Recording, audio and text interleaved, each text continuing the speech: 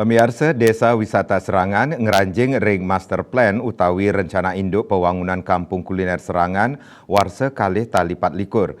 Ring sejroning nyokong pemargi inucap, Dinas Pariwisata Kota Denpasar ngusulang anggaran 3 miliar anggen pembangunan fisik. Selanturnya konsultan perencana pacang kausulang ring APBD perubahan warsa kalih tali 24.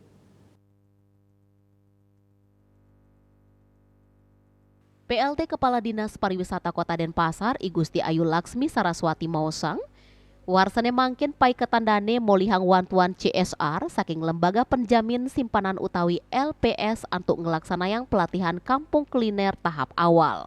Ring warsa kalih tali 24, tios dak fisik talerwenten dak non fisik merupa pelatihan pengelola, pusat layanan pengunjung miwah pemasaran digital.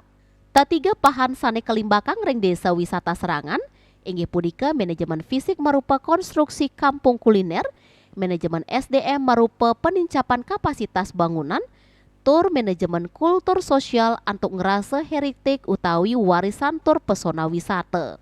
Pemekas ring heritik inucap, silih tunggil prasyaratnya nemang medue genah heritik ring pura sakenan. Laksmi Saraswati ngewohin, Serangan sane wawu molihang jayan tika 3 nasional ngeranjing dados desa wisata rintisan.